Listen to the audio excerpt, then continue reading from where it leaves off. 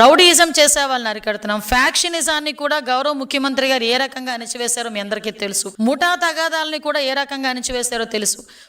మతాల మధ్య విద్వేషాలు రెచ్చగొట్టి కర్ఫ్యూలు విధించే పరిస్థితి నుంచి కూడా ఎక్కడా కూడా మత విద్వేషాలు లేకుండా చేసిన ఘనత కూడా గౌరవ ముఖ్యమంత్రి చంద్రబాబు నాయుడు గారిది.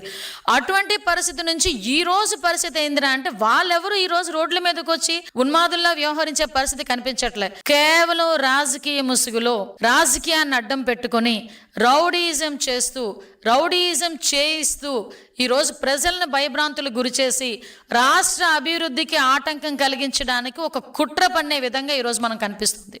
ఈరోజు ఇక్కడ మనం ఒకసారి ఒక యాంగిల్ చూస్తానండి. ఈరోజు నేను చాలా కేసులన్నీ చూశాను, క్రోనలాజికల్గా కూడా నేను అన్నీ తెప్పించుకుంటే వీటిలో ఉన్న అన్నింటిలోని కూడా చాలామంది 18 సంవత్సరాల లోపున్న పిల్లలు కూడా రోడ్ల మీదకి వచ్చి పెద్ద పెద్ద కత్తులు పట్టుకొని తలలు నరికి కేసుల్లో కూడా ఇరుక్కున్న పరిస్థితి ఈరోజు కనిపించింది.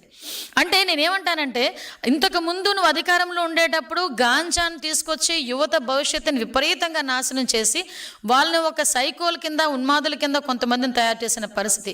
మళ్ళా తిరిగి ఇప్పుడు అదే రకంగా ఈరోజు బయటకు వచ్చి అపోజిషన్లో ఉన్నప్పటికీ కూడా ప్రతిపక్షంలో ఉన్నప్పటికీ కూడా ప్రజల్ని భయభ్రాంతులను చేయడానికి అటువంటి చిన్న చిన్న పిల్లల్ని ఈరోజు జీవితాలు నాశనం చేస్తూ ఉంటే వైఎస్ఆర్సీపీ నాయకుడికి కనీసం కనికరం అనిపించట్లేదా?